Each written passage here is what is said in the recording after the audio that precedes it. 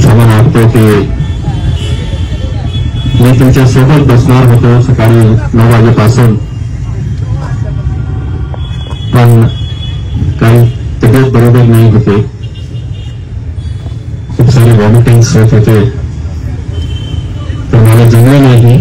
पण सर्वप्रथम मी माझ्या टीमच्या सर्व सदस्यांना, विशेषतः असरार भाईंना, अमर भाईंना आणि कृती समितीचे सर्व सदस्य यांना धन्यवाद देतो की खूप रात्री उशिरापर्यंत हे स्टेज लागण्याचं काम सुरू होतं.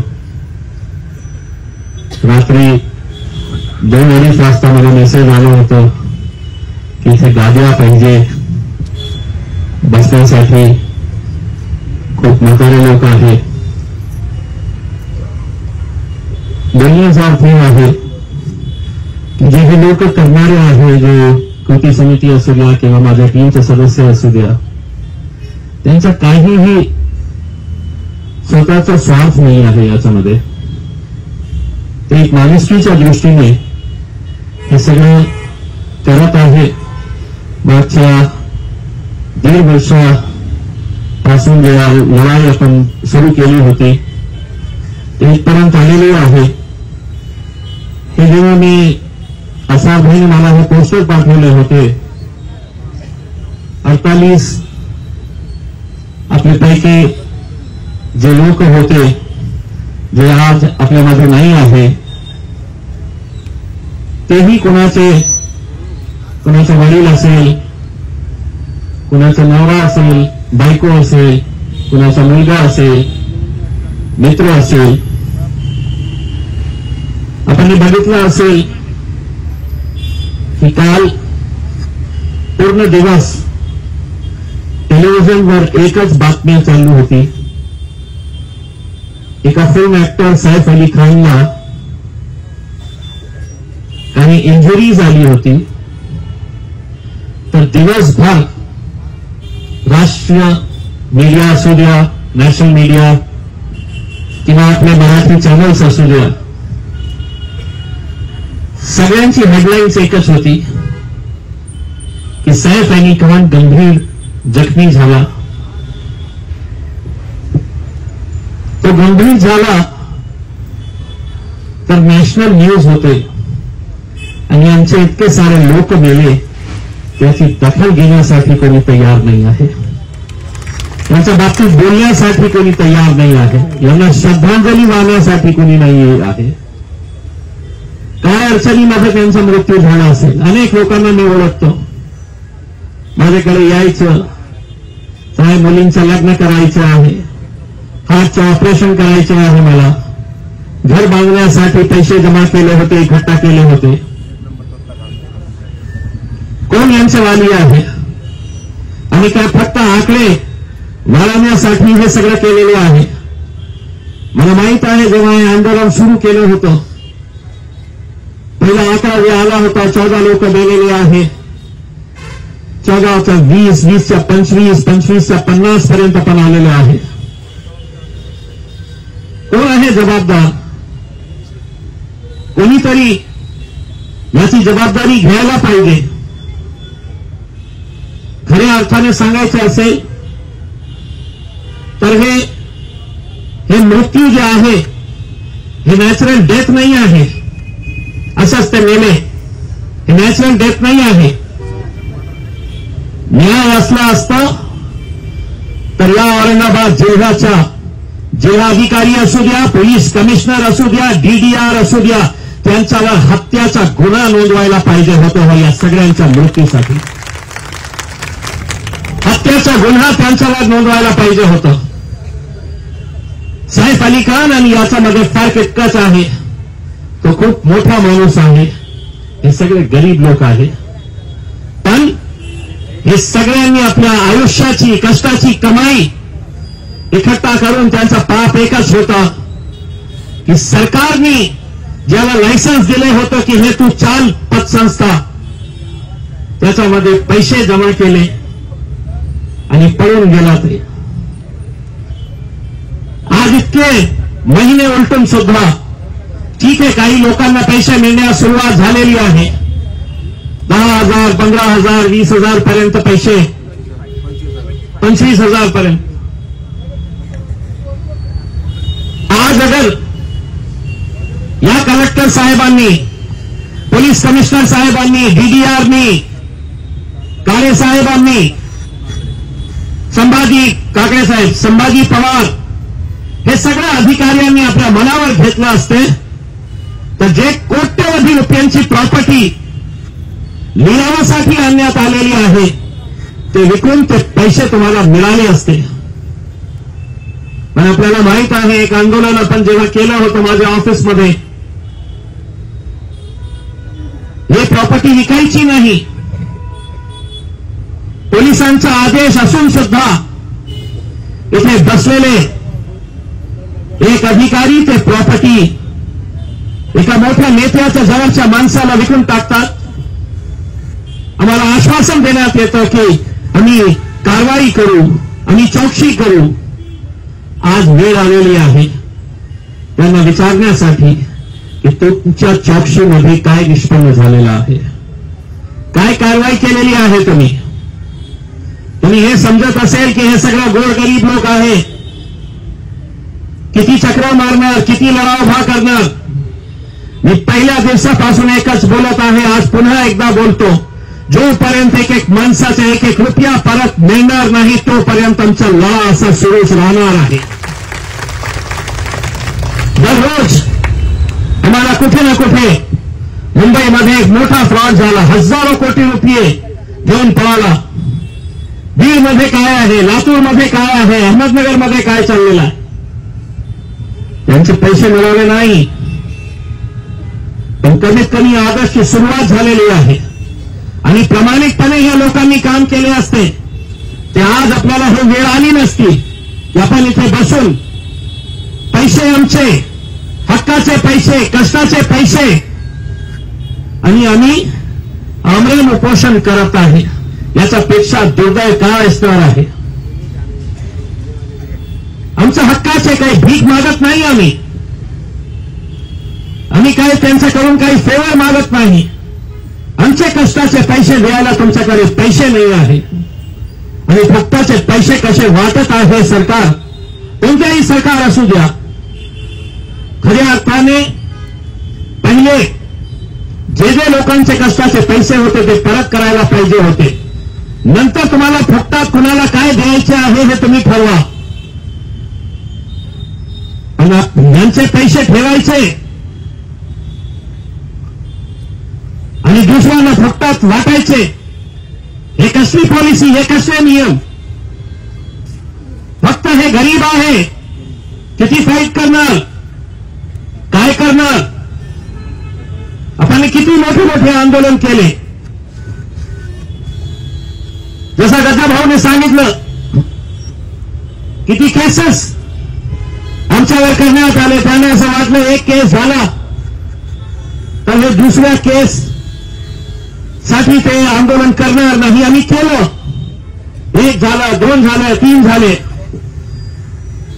आता जेव्हा आम्ही आमरण उपोषणसाठी बसतो तर तुम्हाला कळतं की आपल्याला आज मीटिंग घ्यायची आहे का तुमची जबाबदारी नाही आहे का. तुम्हाला माहित नाही आहे का हे सगळे करायला पाहिजे. कशाला तुम्हाला आमच्यावर हे वेळ आणायची आहे की नाही. तुम्ही बसा, मग आम्ही तुमच्या मुद्द्याच्या बाबतीत चर्चा करू. किती पत्र आम्ही पाठवलेले आहे. मला या गोष्टीचा आनंद आहे की फक्त आणि फक्त आदर्श पतसंस्थेच्या घोटाळ्यामुळे आज महाराष्ट्र सरकार पूर्ण कायदा बदलत आहे की जे ठेवीदारांचे पैसे बुडत आहे ते पैसे कसे लवकरात लवकर मिळता येतील त्याच्या बाबतीत कायदा ते बदलू लागलेले आहे. आजच माझ्या हाती एक परिपत्रक महाराष्ट्र सरकारने जे काढलेलं आहे 12 डिसेंबरचं आहे. महाराष्ट्र ठेवीदारांच्या वित्तीय संस्थांमधील हित संबंधाचे संरक्षण अधिनियम विहित काल मर्यादेत करावयाच्या कारवाईबाबत टाइम बाउंड पत्र आलं तर 1 महिन्यामध्ये हे करायचं. नोटिफिकेशन आलं तर 1 महिन्यामध्ये हे काय काय करायचं आहे. महाराष्ट्र सरकारने जेव्हा हे निर्णय घेतला ते फक्त आणि फक्त तुमच्यामुळे हे निर्णय घेण्यात आलेला आहे आणि त्याचा फायदा फक्त आदर्शला नाही होणार. त्याचा फायदा पूर्ण महाराष्ट्रामध्ये जे असे गोरगरीब लोकांचे कष्टाचे पैसे बुडालेले आहे त्यांना सगळ्यांना याचा फायदा मिळणार आहे. किती महिने झाले प्रॉपर्टी आहे, नोटिफिकेशन काढायचं. मग आदरणीय कलेक्टर साहेब हे पत्र पाठवते आपले कन्नडचे एसडीएमला. एसडीएम साहेब पुन्हा कलेक्टर साहेबांना पत्र पाठवते आणि सांगते की माझ्याकडे खूप काम आहे, मी हे काम करू शकत नाही. मग आम्ही त्यांच्या मागे लागतो तर कलेक्टर साहेब पुन्हा एक पत्र पाठवतो, करा बाबा हे काम करा. किती महिने चालणार हे तुमचा पत्र व्यवहाराचा खेळ. आणि एसडीएम काम करत नसेल तर त्या खुर्चीवरून त्याला लाथ मारून खाली काढा. कलेक्टरचा आदेश नाही. आणि कलेक्टर साहेब तुमच्यामध्ये इतकी ताकद नाही आहे का? तुमच्यामध्ये कायद्याप्रमाणे त्याच्यावर ऍक्शन घेण्याची ताकद नाही आहे का? की आम्हाला हे सांगण्याची वेळ येतं. आता सरकारने हे नियम केलेला आहे. याच परिपत्रकामध्ये सरकारने सांगितलेलं आहे जे अधिकारी काम करण्यात चुकवत असेल तर त्याच्यावर कडक कारवाई करा हे परिपत्रकामध्ये आलेलं आहे. आणलं सगळं बहुतेक त्यांनी वाचलं नसेल तर त्यांना दाखवण्यासाठी एक प्रत आणलेली आहे. 12 तारखेचा आहे. 2 डिसेंबरला एक परिपत्रक आलं होतं, त्याच्यामध्ये सगळं हे होतं, डिटेल्स होतं. त्याच्यानंतर 12 डिसेंबरला हे परिपत्रक आलेलं आहे. आता परिपत्रक म्हणजे सरकारचा आदेश असतो आणि त्याचं पालन करणं सगळं जिल्हाधिकाऱ्यांच्या जबाबदारी असते. आता परिपत्रक तर आलेलं आहे, त्याच्यावर त्यांनी काय काम केलेलं आहे, काय प्रोग्रेस झालेला आहे. आता जसा आमची बहीणनी सांगितलं की आज तुम्ही मीटिंग घेत आहे, त्याचा निकाल काय असणार, तुम्ही किती दिवस अहवाल देणार. आज आपण एकट्टा इथे झालेलो आहोत तर त्यांना स्पष्टपणे विचारायचं आहे. आता दिवस सांगा, महिने गेले, वर्ष गेला, काही गेला, आता दिवस सांगा. या दिवसाला या आणि तुमचे पैसे घेऊन जा. खूप झाला. नहीं तर एक हिंदी में कहावत है, अगर घी सीधी उंगली से नहीं निकलता है तो उंगली टेढ़ी करनी पड़ती है. और गज्जू भाई जैसे अगर लोग हैं तो उंगली भी टेढ़ी करने की जरूरत नहीं रहती, घी का डब्बा ही फोड़ देते हैं.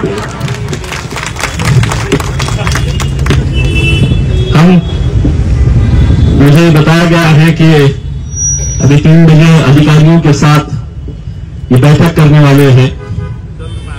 हमें इनसे क्या क्या सवाल करना है. मुझे खुद इस बात का बड़ा अफसोस है कि आपको अपना पैसा वापस लेने के लिए यहां पर खाली पेट बैठना पड़ रहा है.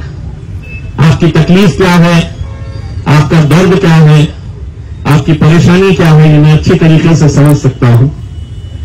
लेकिन मैं आपको इतना भी यकीन दिलाना चाहता हूं, जितना रास्ता हमने तय करके आए हैं, महाराष्ट्र की कोई पथ संस्था इतने आगे तक नहीं जा पाई. ठीक है, शुरुआत हुई है 25,000 तक, तो 50,000 की होगी, लाख की होगी, 2 लाख की होगी। मैं यहां पर हमारी बहनों के सर्टिफिकेट देख रहा था, कितने मेहनतों से ये पैसा इकट्ठा किया गया होगा। आप खुद सोचिए कि जब ये पैसा अचानक इनके हाथ से निकल गया होगा तो क्या इनकी हालत रही होगी। किसी ने कहा है कि ये जितने भी लोग आए हैं इसमें ठेकेदार नहीं है, तो मीडिया वालों से अपील करूंगा, ये सब ठेकेदार है मेरे भाई साहब। सिर्फ मैं अकेला हूं जो ठेकेदार नहीं हूं, वरना ये बाकी के पूरे ठेकेदार हैं जिन्हें अपना हक मांगने के लिए वो आए हैं। जरा इधर मेरे भाइयों की तरफ भी घुमाइए, ये भी आपको दिखा रहे हैं, ये भी आपको दिखा रहे हैं कि ये सब अपने हक का पैसा लेने के लिए आ रहे हैं। हम उम्मीद करते हैं कि कलेक्टर साहब की मीटिंग अगर हो जाए उसके बाद उनका क्या फैसला है वो क्या हमें बताते हैं, और अगर उनका आश्वासन आधा अधूरा रहा तो हमारा आंदोलन बहुत मजबूत चलेगा। अब कच्चा पक्का तो चलेगा नहीं, जो भी है ठोस, जो भी है पूरा पक्का आश्वासन मिले। वरना अगर तुम ये समझ रहे हैं कि ये गरीब लोग हैं, ये कुछ कर नहीं सकते हैं, तो इन्हें याद दिला दूं कि डिविजनल कमिश्नर का ऑफिस के गेट को तोड़कर जाने की ताकत रखने वाले ये लोग हैं सभी। वो गेट को छलांग लगाकर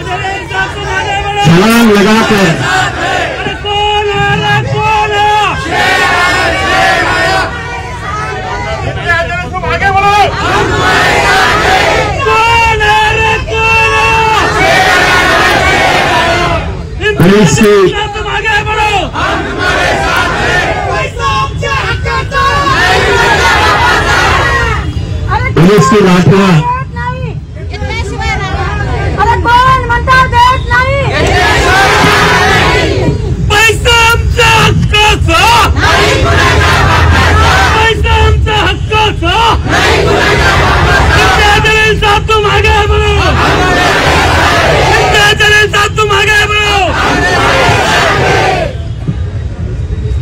लाठी खाने के लिए तैयार है। आंसू गैस छोड़े गए थे, उसके लिए तैयार है। जब वैसे ही अगर तस्वीरें ऐसी बढ़ती जा रही है तो खामोशी से मरने में कोई मतलब नहीं है। लड़ेंगे, पूरी ताकत के साथ भिड़ेंगे। बस आप लोग अपनी हिम्मत मत हारिए। आप लोगों की ये लड़ाई मैं अगर लेकर गया हूं तो सिर्फ इस वजह से कि हमने जब भी आवाज लगाई आप लोगों ने अपना काम, अपना धंधा, अपनी दुकान, अपनी नौकरी सब कुछ छोड़कर आप लोग आए, क्योंकि आपको भी ये मालूम है कि अगर ये लड़ाई कहीं आधे रास्ते में खत्म हो गई तो हमने पिछले 1.5 साल से जो मेहनतें की हैं, जो लड़ाई हमने की है, वो कहीं ना कहीं आगे जाकर उसका कोई रास्ता नजर नहीं आएगा। इसीलिए बस ये समझ लीजिएगा कि हम उस मुकाम के ऊपर आ गए हैं जहां पर प्रॉपर्टी सामने खड़ी हुई है, खरीदने वाले भी उसके लिए तैयार हैं। सिर्फ ये है कि इनका नोटिफिकेशन निकले। कई ऐसी प्रॉपर्टीज हैं जिसको मैंने खुद ने अपने पेज के ऊपर डालकर मेरे जान पहचान के लोगों को कहा कि भैया पैसा होगा तो ले ले यार। वो बेचने के काम में भी हम इनकी मदद कर रहे हैं। तो एक मर्तबा ये ऑप्शन का जैसे ही डिसीजन हो जाता है फौरन ये पैसा आना शुरू होगा और वो पैसा आ जाएगा, सबको मिल जाएगा। हम और आप सिर्फ यही हाथ जोड़कर अल्लाह से, भगवान से यही दुआ करें कि ये जो 48 है, 48 के आगे एक और किसी की तस्वीर नहीं लगनी चाहिए। इसके सामने एक और किसी की तस्वीर नहीं लगनी चाहिए। आपको हो सकता है आपके गांव के अंदर राजनीति से ताल्लुक रखने वाले लोग कहेंगे कि पैसा नहीं मिलेगा करके, आपको ये मायूस करने की बात करेंगे, आपको ये कमजोर करने की बात करेंगे कि ये पैसा कैसे मिलेगा। उनको ये कह देना कि जब तक हम साथ में हाथ डालकर खड़े हैं, एक एक रुपया हम वापस इनके हलक में से खींच के निकालेंगे, इनके जेबों में से खींच के निकालेंगे और एक एक पैसा हम वापस आप लोगों को दिलाएंगे। बस उम्मीद करते हैं कि कलेक्टर साहब अगर चर्चा कर रहे होंगे तो हमारे को भी अब बुलाए और बुलाने के बाद बताए कि क्या होने वाला है करके। मैं मेरी माओ और बहनों से विनती करना चाहूंगा, ये आंसू संभाल के रखिएगा, रोने की जरूरत नहीं है। महिला शक्ति क्या है ये आपको दिखाने का वक्त आएगा, उस वक्त दिखाना है। लड़ेंगे, डट के लड़ेंगे, बिल्कुल किसी तरह से कोई घबराने की जरूरत नहीं है। इम्तियाज जलील आमदार था या नहीं था, इम्तियाज जलील खासदार था, आज नहीं है, लेकिन जितनी ताकत के साथ जब खासदार था तब लड़ता था, उतनी ही ताकत के साथ अब खासदार नहीं भी हो तो लड़ूंगा मैं आपके साथ।